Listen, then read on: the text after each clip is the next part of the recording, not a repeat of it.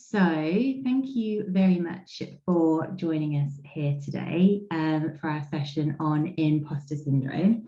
I'll just introduce myself and the One Group for those of you who might not be aware of us.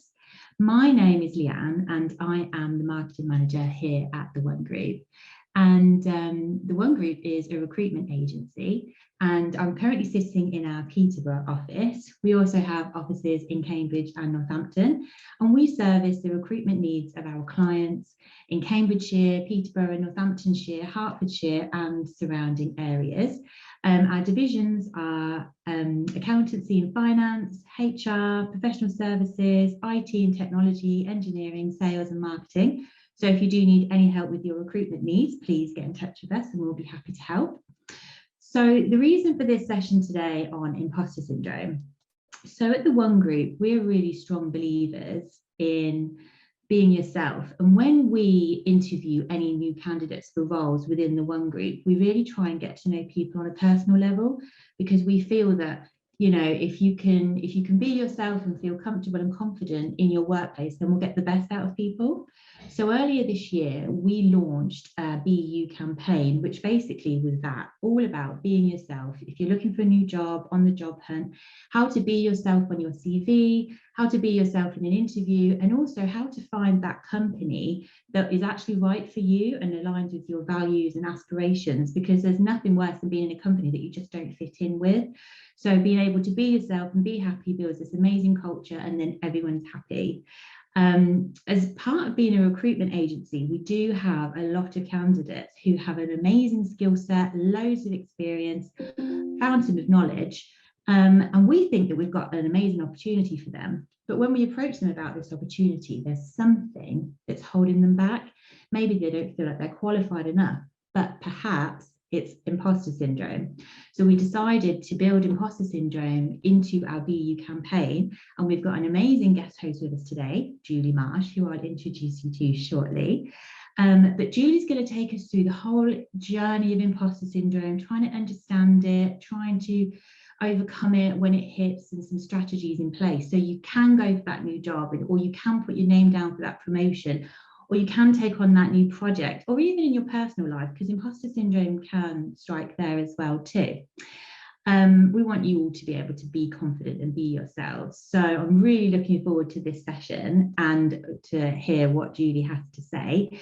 There is a Q&A box at the bottom of the screen. So if you do have any questions throughout, please pop them in there and we will try our hardest to answer them at the end of the session. If you do have to leave at any point, don't worry, this is being recorded and we will send this out to you after the session too. And you may have seen a poll pop up earlier asking if you've ever actually experienced imposter syndrome yourself. It would be really interesting to see the answers to that poll, to see if actually we have all experienced it and it is just something that we don't really talk about. So we're here today to get to the bottom of it and hear what Julie has to say. So let me introduce you to Julie Marsh. Please take it away, Julie. Thanks so much. So firstly, welcome to today's webinar on unmasking imposter syndrome. And a massive thank you to you all for taking time out of your day to come and join me in the One Group on this really, really important subject. So I'm Julie. I'm the founder of BU Consultancy and Coaching. I'm based in Peterborough. Really honoured to be with you all today, and thank you to the One Group for their wonderful BU campaign. I thought it'd be a really good opportunity to tell you a bit about myself and a bit about BU Consultancy. So, who am I? Well, I've got 24 years working in HR. 15 of those years, I've worked in management and leadership, and actually the last 10 years I've worked as a senior leader. My last roles within the corporate world was head of UK HR and head of DE&I International. I've got a master's in human resource management. I'm an NLP practitioner, which is neuro-linguistic programming. I'm a DISC accredited partner. I'm also a finalist for Peterborough Small Business Awards 23, which is absolutely amazing. And I enjoy being a solo explorer. So I like traveling the world on my own. But I'm also an imposter syndrome survivor, and that's why I wanted to talk to you all today, to find out about how we can work to unmask our imposter syndrome.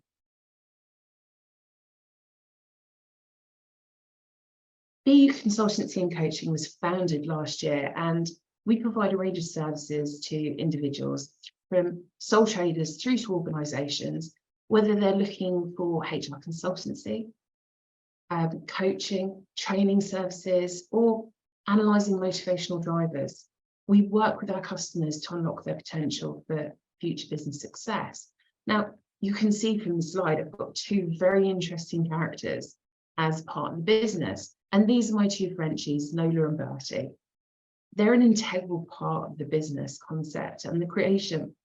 With their help, we support local charities through from being an emergency foster home for Frenchies. And Nola's just started her journey being a pet therapy support dog. But what on earth does that have to do with imposter syndrome? Well, as I mentioned, I'm a survivor, and all of my experiences have helped me reduce my symptoms and enabled me to embrace me, hence the name Be You. So, imposter syndrome, well, what is it? We know it can be experienced at different levels and also completely different intensities depending on the individual. But it's really important to highlight, if you want to talk after the session, please do reach out. So my first question for you to consider is, are you doubting your abilities right now? If so, what's driven that? It may be that you've had a conversation with someone, but it may be just your mind chatter that's on full speed. But it's really important for you to be aware of the impact of imposter syndrome on you. If you aren't aware of why, it will be hard to reduce any symptoms you may experience. Now, we've just seen the results of the poll, and 91% of you have experienced imposter syndrome. So let's find out more, and let's start off with the theory that can be linked into imposter syndrome. So, in the previous slide, I referred to mind chatter. Well, this is what my mind chatter looks like to me. They're all gremlins in my head, telling me I can, I can't, I should, I shouldn't, I will, I won't. Now, some people, they say that they've only got one. And I've got a really good friend of mine, Jo, who names hers Edna. That way, she can identify and become aware that it's Edna talking. Other terminology for mind chatter is monkey mind or mental chatter. But what mind chatter is it involves negative self-talk, self-criticism, worry and thoughts about previous or future events. Mind chatter is really common among all of us. And it can especially be experienced if you're feeling anxious or you're feeling stressed. How often do you listen to the mind chatter? Now, Freud separated the mind into distinct levels, and actually he gave each level its own role, its own function. So we've got the conscious mind. That's the part that contains all the thoughts, the memories, the feelings, and wishes that we're aware of at any given moment. This is the aspect of our mental processing that can think and talk about it rationally. It also includes our memory, which isn't always part of the conscious, but can be retrieved easily and brought into awareness. Then you see we've got the preconscious mind. That consists of anything that could potentially be brought into the conscious mind. And then at the bottom, we've got the unconscious mind. That's a reservoir of feelings, thoughts, urges, memories that are outside of our conscious awareness. The unconscious contains contents that may be unacceptable or unpleasant. such as feelings of pain, anxiety, conflict.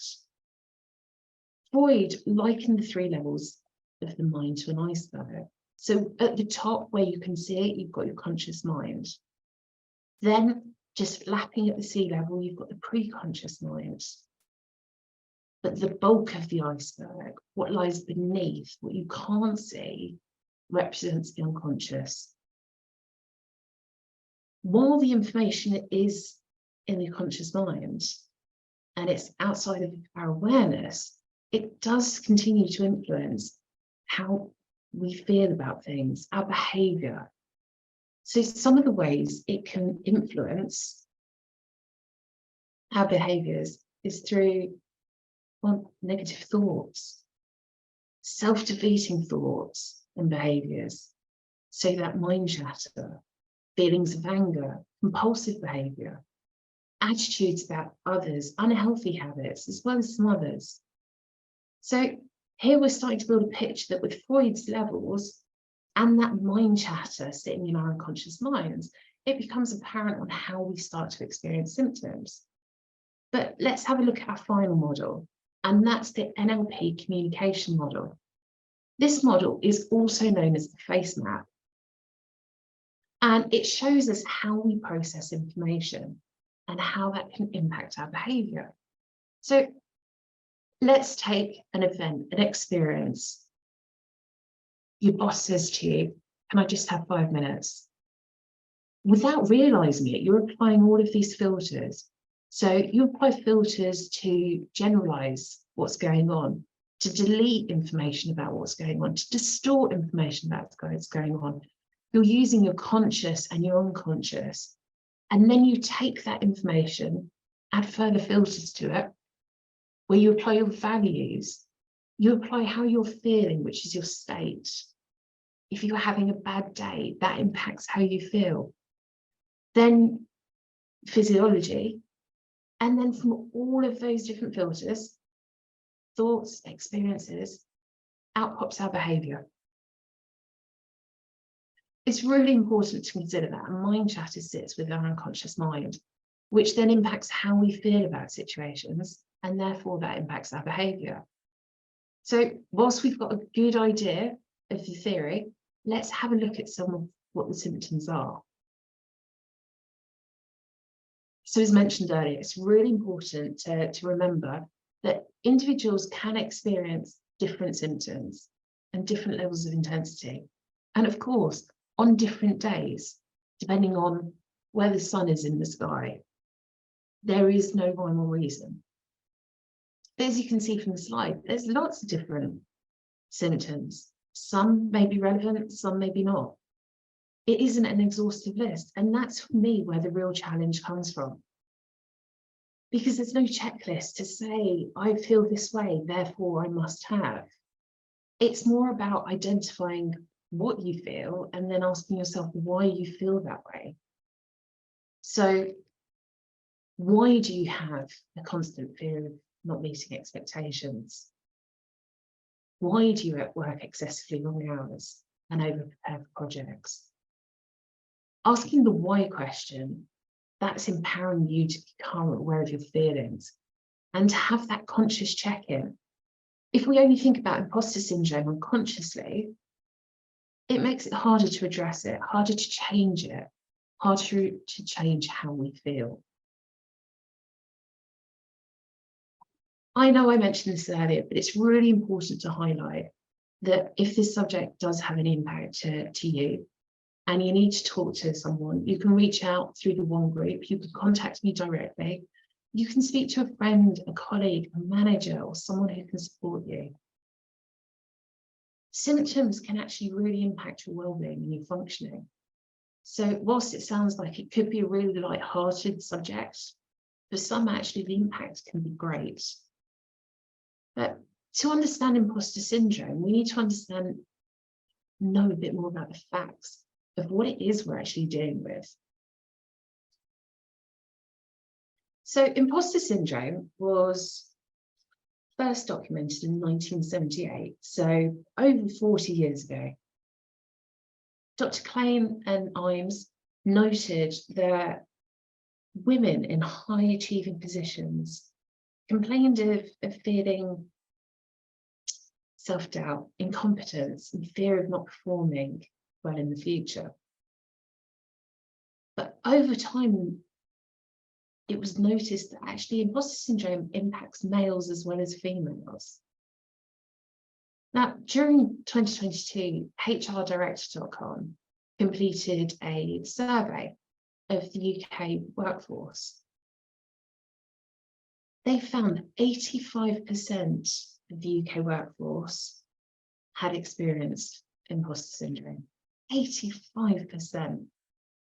So I'm going to ask you to think about whether you've spoken to anyone about coming to this webinar today, and did they say to you, oh, I don't believe in that, or I don't get imposter syndrome? Do you think that that's the truth? Do you think that they would fall into those 15% of people that don't experience it? Or do you think that maybe they're not aware? But let's just think about that 85% of UK workers. I mean, to me, that's like guessing the weight of the ocean. It's impossible. It doesn't seem real. If we look at the ONS figures, so the Office of National Statistics, and we take September 22, there were 29.8 million people working in the UK. So that means 25.3 million people experienced imposter syndrome. 25.3 million. And also, whilst it was initially noted by Plain and Imes as being experienced in highly achieving positions, it can also be experienced in personal lives. And I truly believe this can be increased through social media, where people show a life that isn't necessarily theirs, where it's just maybe a rehash of old photos. Have you ever thought someone travels a lot? They're always on holiday. It could just be a collection of photos. It doesn't have to be the here and now. So let's now take a look at the what. We've looked at the symptoms, and we've now just looked at the facts.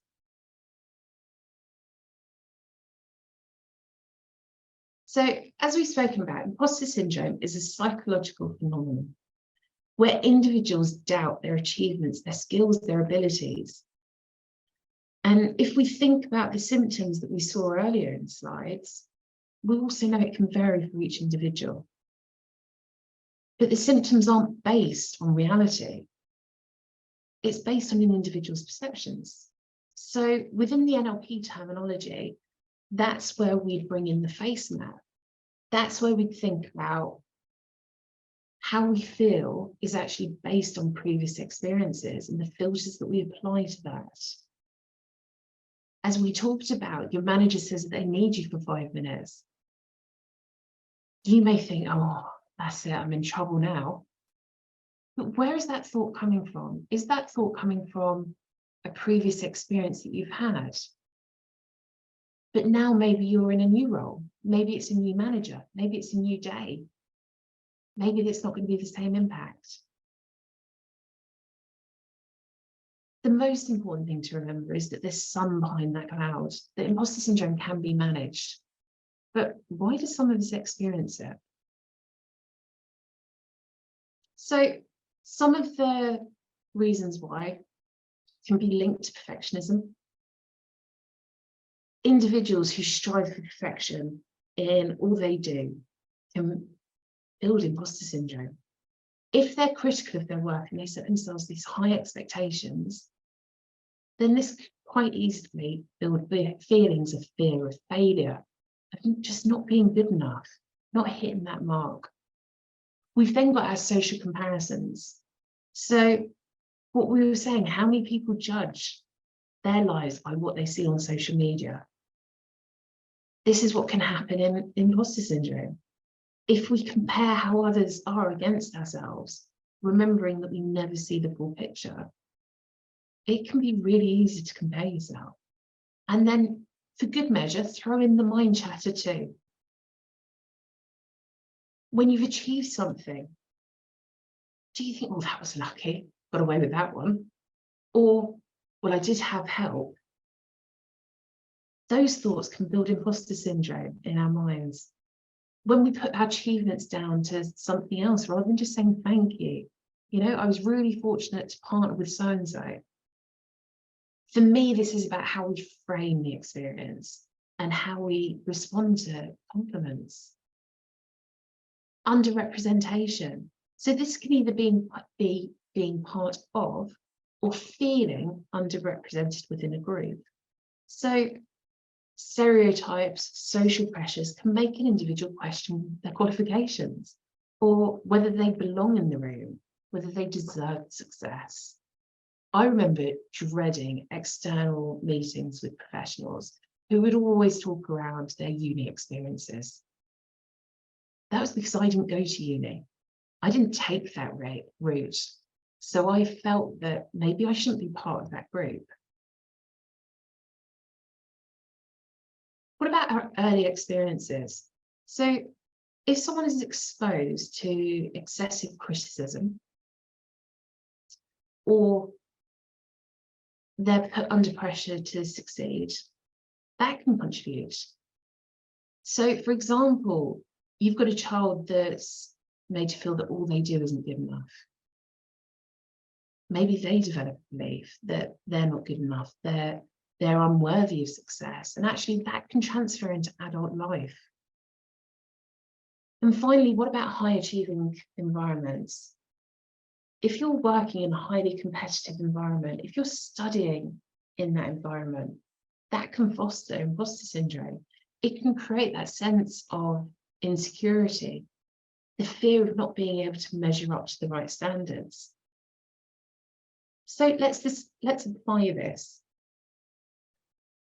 I'll tell you about my experience. Well, to me, it's a normal life. I'm really privileged that my parents are still alive. I've got a brother, I've got a sister-in-law, and I've got a niece. A normal life. Though at school, I was always told that I wouldn't amount to much. So there was no point in trying. I felt that I wasn't the intelligent one in the family. Now, how many of you are nodding at that right now? And it's safe to say that I didn't do well in school. But at college, a lot of things clicked into place for me in time.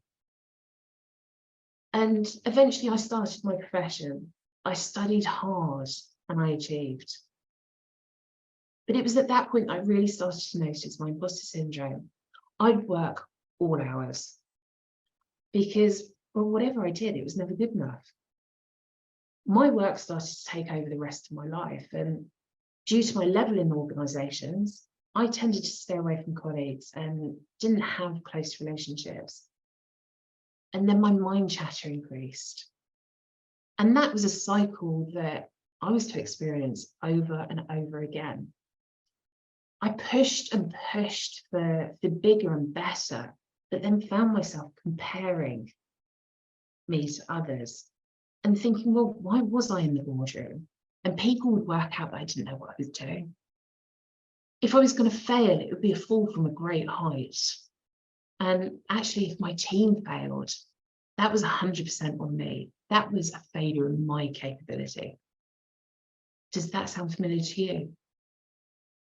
But when we're thinking of imposter syndrome, do we think who it can really impact? Because it's not just one person. Now, I know we've been through the numbers, but have we thought about who else can be impacted? It's really important to consider this because actually your interactions, the next conversation that you have with someone, they could be experiencing imposter syndrome. So be mindful of that. If we think about the high-profile celebs, business owners, these people on screen, they've all come and said they suffer with imposter syndrome. And whilst you may think, how on earth can they? The fact that they're talking about it, that fact can change our futures. If imposter syndrome becomes that conversation, it takes away that internal pressure of individuals to realise that other people are experiencing imposter syndrome symptoms. I remember being absolutely amazed at a seminar where there were about 300 people in attendance, and we were asked who'd ever experienced imposter syndrome, and nearly everyone in that room put their hand up. That one action, it changed something in me. It made me realise I wasn't alone, and if I wasn't alone, then I could do something about it. I could change something. Now, for those of you that know me, you'll know that in life I always believe that there is opportunities. And I think that even the case of if we're going through imposter syndrome, there's opportunities for positivity. So reframing the thoughts of imposter syndrome is important, as it helps with changing how we think about it. We could see this way as actually a really good way to motivate ourselves to improve. But in order to do that in a more healthy way, we need to be kind to ourselves. So that could include being humble, being open to learning. It's okay not to know. Having empathy and support for others, being mindful that they may be experiencing imposter syndrome. Being aware of that perfectionism. When is good enough? Having the ability to pay attention to detail. And by learning more about ourselves, we're increasing our self-awareness. And that can help us in terms of building strategies to minimize imposter syndrome, but also enables us to become more authentic. So if we understand the why, we can then focus on the how. When we think of imposter syndrome, how many of us just accept it? You know you're experiencing it. You think, oh, that's imposter syndrome right there. Do you put in a strategy to help minimize it? If not, let's talk about what we can do to reduce that for all of us. And these are just some ideas. So recognize and acknowledge how you feel, whether that's through journaling, whether it's through just making notes. Consider what it was you were feeling. What was the environment? Were you under pressure? Were you tired? Were you hungry? Had you had the right amount of sleep? Note down what's going on inside your mind. Then you can look for similarities. Reframe your thoughts. If can't, won't, never, change those words. Add yet to your sentence. I can't do that yet. In the next slide, I'm going to give you some examples of how you can do this, so you can give it a go, see how it feels. Talk about it. Whether that's to family, friends, even work colleagues, even if you take this webinar back to your team as a starting point. Record your achievements. Put a folder in your inbox. So when you get that feedback, put it in. Reflect on it. Have a jar of achievements that you look at. Think about what other strategies you can implement. Set realistic goals. Now you can do this by looking at and separating your goals into step goals and end goals. Your end goals are the really, really big ones. You want to buy a house. Your step goals is, well, how are you going to get there? What are the different deadlines you need to meet in order to get to the end goal? Review and reflect on those often. Embrace failure. It's fine. After all, it's our first attempt in learning. Getting that support from your leader. Talk, ask for feedback, reflect. Find a coach, find a mentor. Practice self-care. Look after yourself. Whether that's through meditation, yoga, walking, sleeping for the right amount of time, hydration, making sure you're eating the right foods. So when we're thinking about reframing, it's when a behavior or a trait can be changed into a positive intention. So as I mentioned, it's really important for the success of reducing imposter syndrome. And here's some of the examples that you can try. So if I'm saying to myself, actually, I'm not going to live up to these expectations and they're going to find out really soon that I'm a fraud, change that into saying, do you know what, I've really stretched myself for this and I'm confident with the work I've achieved. Can you see the difference that we're saying the same? The second example, this needs to be perfect, otherwise it's a complete failure and I'm going to get sacked. How about saying, I've worked really hard on this. Any feedback I receive is going to be great for my development. So we're seeing feedback as a positive rather than a criticism. We're acknowledging that we've worked really hard and actually we're good with what we've done. Every individual can find their own strategies on how to tackle imposter syndrome. And for me, the strategies I apply are journaling. Now, I don't journal at a set time, set day, set week. I journal when I want to journal, so I free journal.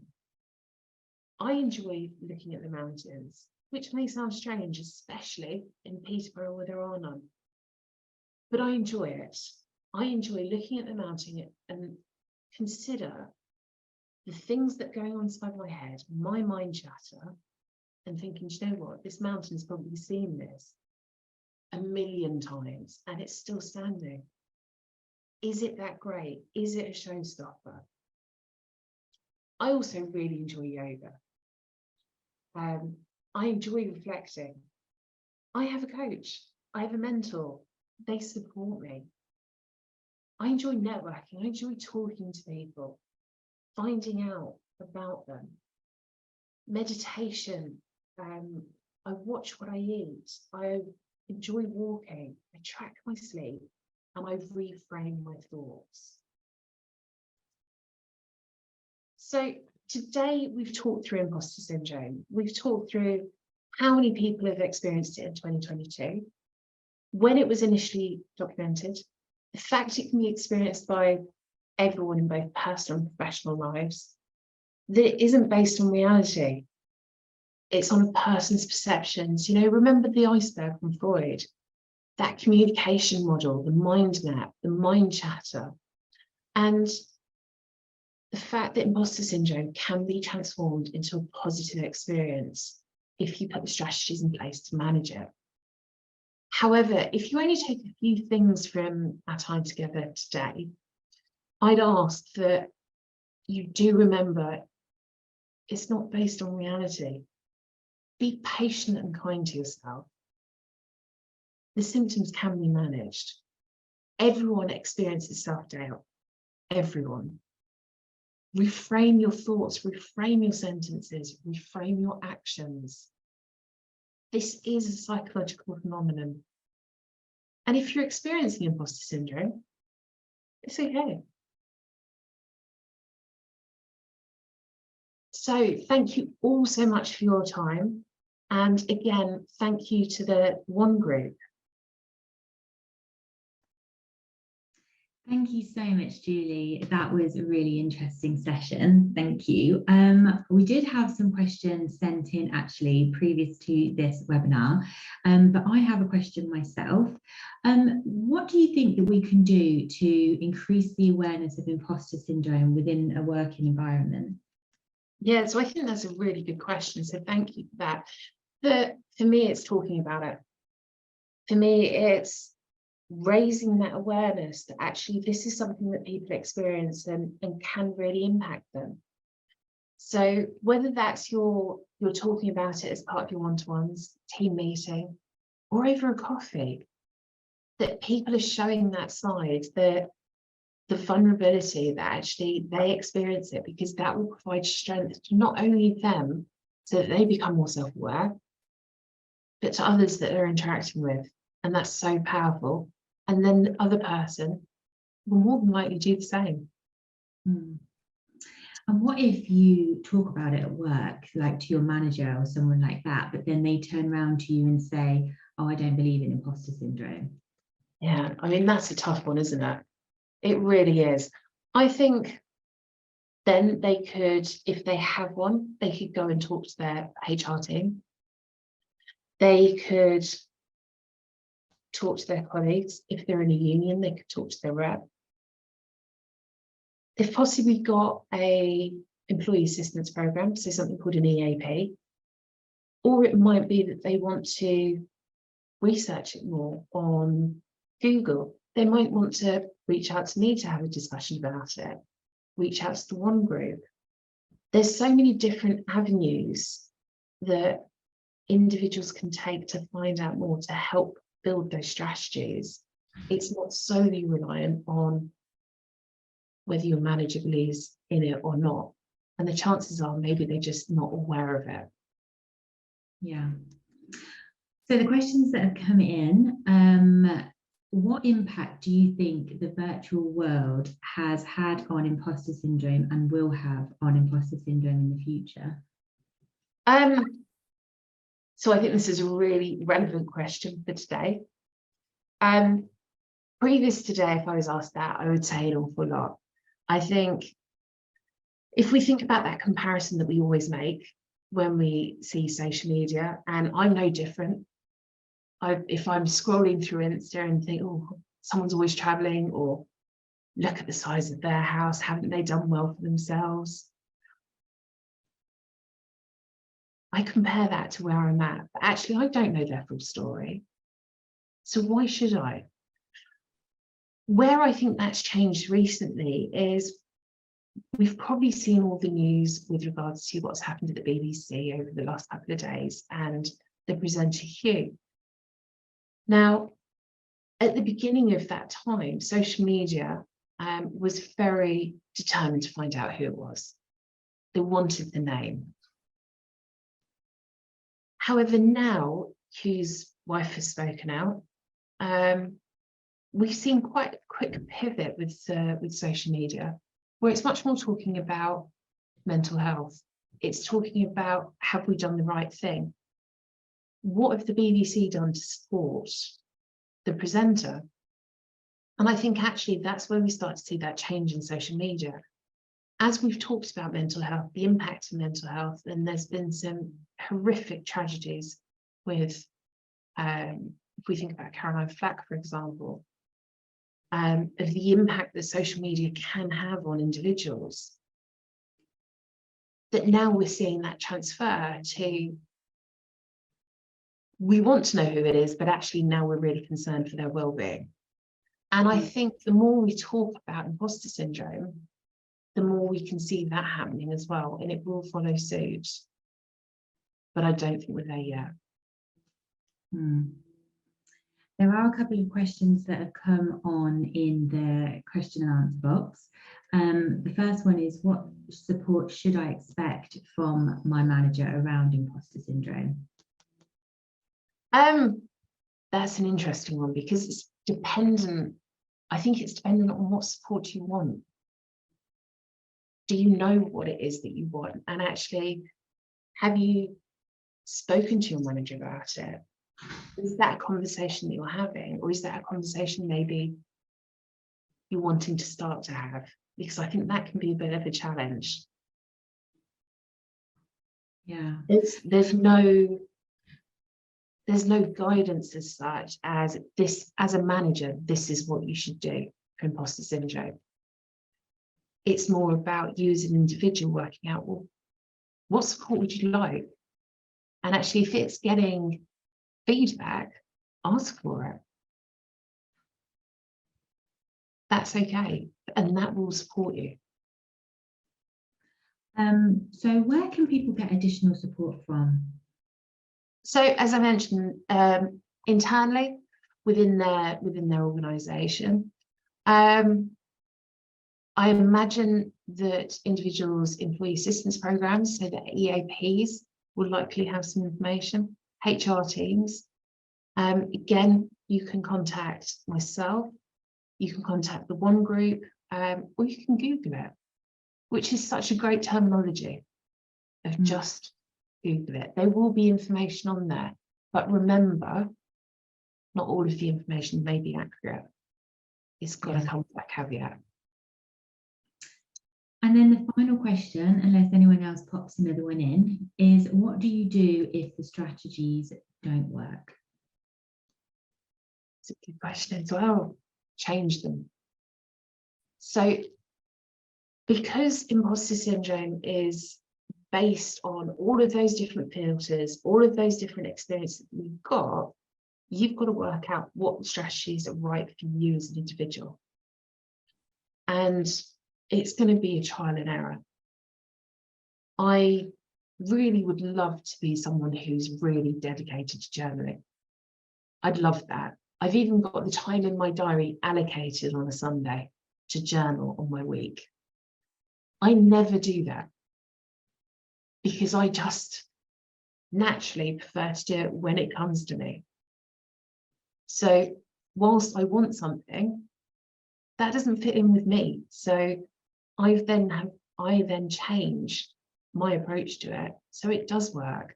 And I think that's going to be the trick for everyone, is try things, see how it works, but review and reflect on how you feel afterwards.